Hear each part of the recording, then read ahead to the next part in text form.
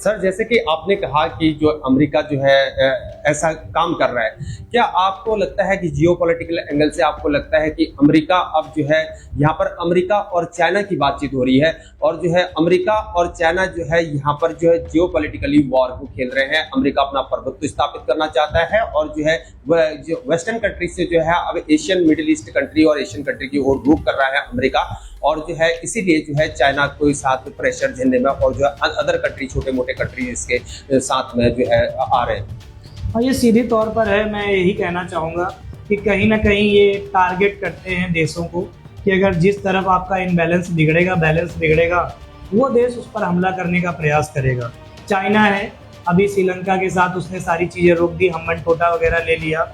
वही अमेरिका कर रहा है अभी बांग्लादेश में। उसने सरकार, जब शेख हसीना सरकार कहीं ना कहीं भारत के महत्व को समझ रही थी कि हम पड़ोसी देश है, नेबरन है, हमारे रिश्ते अच्छे होने चाहिए, ये बात अमेरिका को ठीक नहीं लगी। तब तो शायद हमारे और अमेरिका के रिश्ते भी अच्छे थे।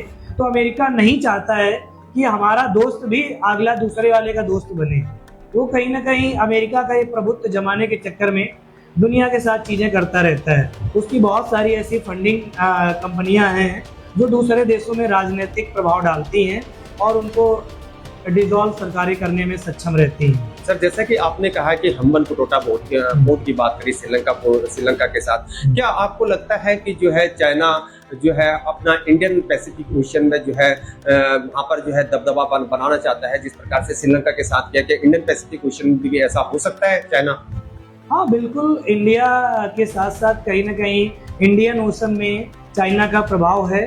चाइना प्रभाव देता है, रहता है हमेशा, और उस प्रभावशाली कंट्री है भी, कहने वाली बात नहीं है। उसमें सीधे तौर पर है, एक विकास की ओर अग्रसर है और विकसित देशों की श्रेणी में उसने अपना स्थान बनाया है और महत्व रखता भी है। लेकिन चाइना, अमेरिका और इन बड़े बड़े देशों का एक प्रभाव ठीक नहीं है, जो कि एक तरफ तो शांति दूत बनना है और उनके मलहम लगाना है, दूसरी तरफ उनमें घाव देना है। ये मुझे लगता है कि कहीं ना कहीं जियोपॉलिटिक्स को एक बहुत बड़ा खतरा है। कोई फेथ और ट्रस्ट दुनिया के देशों पे नहीं कर पाएगा। वो सिर्फ और सिर्फ अपना एक बिजनेस के पर्पज से अपनी चीज़ों को ठीक करना चाहेगा।